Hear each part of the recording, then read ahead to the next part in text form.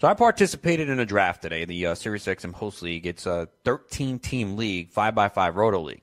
And I've always said this numerous times because a lot of people like to plan their picks. They say, I'm picking 12. Who do I get? And I get a lot of questions on the Scout Fantasy forums and message boards. And that's part of your membership, too, is you get to ask questions whenever you want.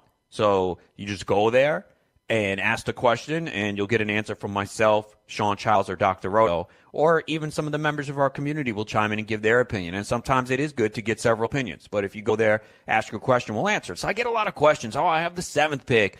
Target this guy in the first round, this guy in the second. Who should I look at in the 3rd, 4th, and the 5th? And those are really difficult questions to answer. We can give you a tier, but you just don't know what's going to happen in your draft. And I know people get sick of that answer, like, oh, come on, this guy's not going to be there. What are you talking about? You don't want to answer the question. It's the absolute truth. Because I've done a couple of drafts over the last week where I was stunned at what was presented to me. I had no clue that these players were going to be available. And if you would have told me on the message board, hey, I got pick 13, and I'm looking at these two guys, I would have said, you know what? They're probably not going to be there. So don't even think about them.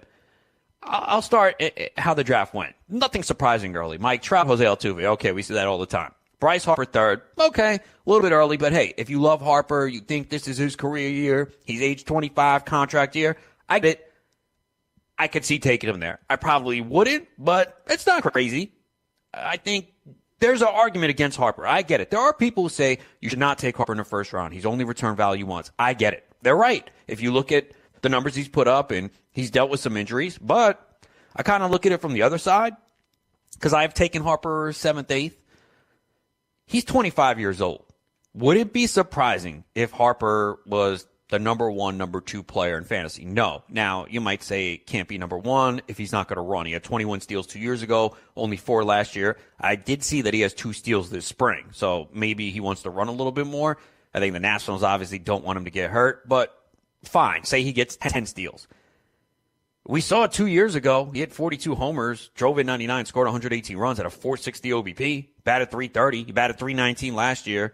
I know he had the injury, slipped on the base, but it's not crazy the Harper to have a monster year. He's never had 100 RBIs yet. So I get both sides of the argument, but I'm willing to take him in the first round because I think there's a huge upside there that could pay off. Is there risk? Absolutely. And you probably don't want to take it in the first round. But with a player like Harper, I'm willing to do it. So I wouldn't take him 3, but I get it.